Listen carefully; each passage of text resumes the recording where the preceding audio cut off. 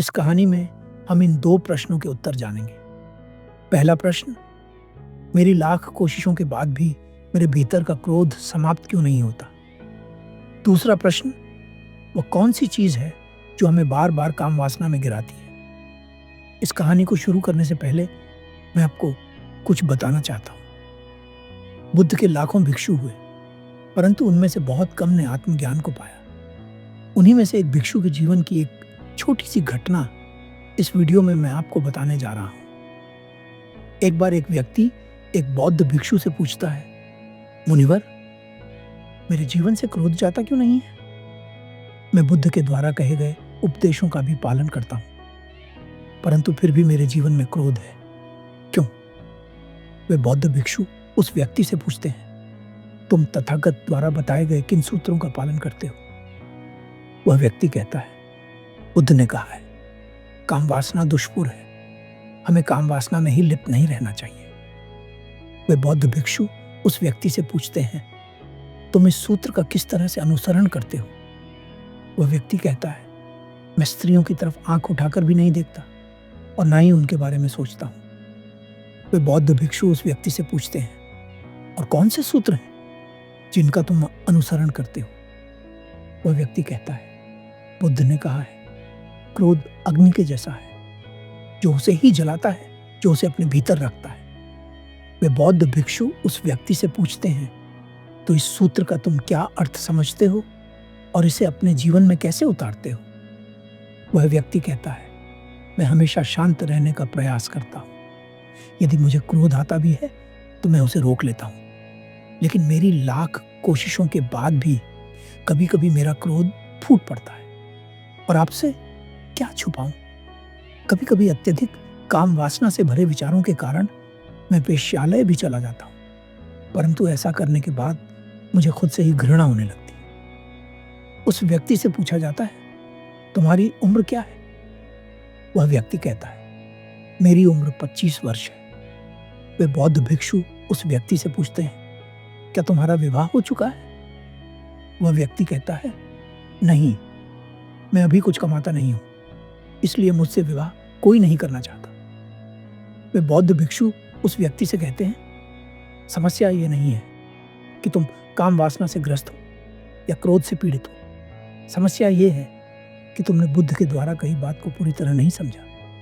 तुम उस बात से चूक गए हो जो बुद्ध कहना चाहते हैं। तुम्हारा ज्ञान अधूरा है और वही तुम्हारे जीवन में जहर का काम कर रहा है। इस उम्र में स्त्रियों के प्रति आकर्षण होना स्वाभाविक है।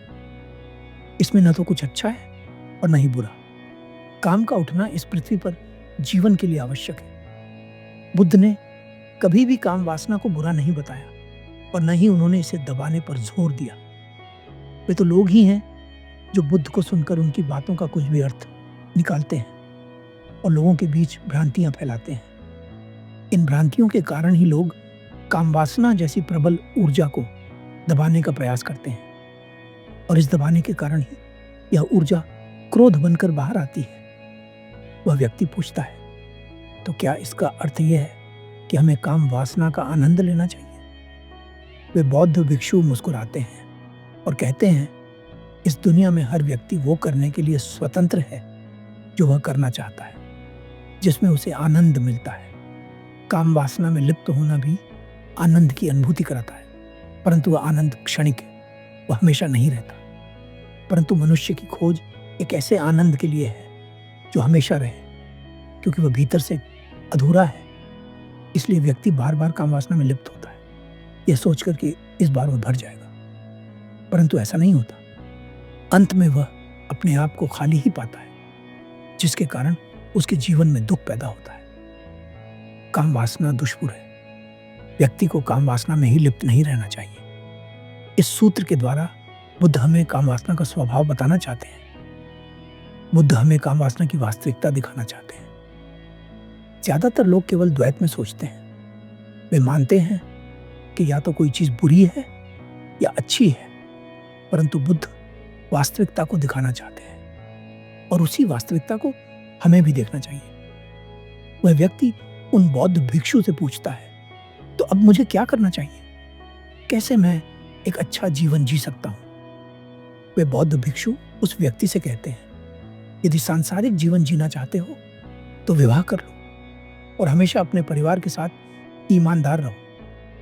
बुद्ध ने सांसारिकों को अलग सूत्र दिए हैं और भिक्षुओं को अलग। और अगर भिक्षु बनना चाहते हो तो भिक्षु बन जाओ और ध्यान करो। वैसे ध्यान तुम बिना भिक्षु बने भी कर सकते हो, परंतु जो भी मार्ग चुनो उस पर पूरी ईमानदारी के साथ चलो।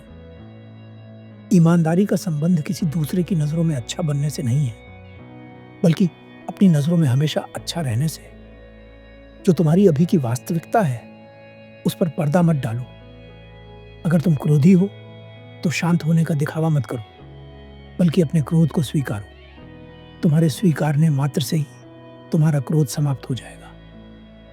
जागरूकता में ही तुम वास्तविकता को देख सकते हो, और अगर एक बार तुमने वास्तविकता को देख लिया तो फिर कुछ करने की जरूरत नहीं है, क्योंकि आग जलाती है। इस वास्तविकता को एक बार किसी ने देख लिया तो वह दोबारा आग में हाथ नहीं डालेगा। इसी प्रकार तुम जिस भी चीज की वास्तविकता को देख लेते हो उससे ऊपर उठ जाते हो, फिर तुम उसमें लिप्त नहीं होते। क्रोध जलाता है, परंतु इसे तुमने ही पाला है। अपने भीतर की भावनाओं को दबाकर, उन्हें नकार कर, उन्हें बुरा बताकर तुमने ही इसे पोषित किया है। तुम्हें यह बात सदैव याद रखनी चाहिए कि यदि क्रोध बेवजह उठता है तो वह तुम्हारी दबी हुई भावनाओं का दूसरा रूप है।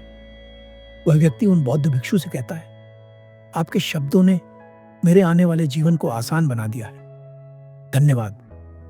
वे बौद्ध भिक्षु उस व्यक्ति से कहते हैं, मैं तो तुच्छ हूं, ये प्रसाद तो बुद्ध का है। यदि धन्यवाद कहना है तो उन्हें कहो। आपको यह कहानी कैसी लगी? अपनी प्रतिक्रिया अवश्य दें। धन्यवाद।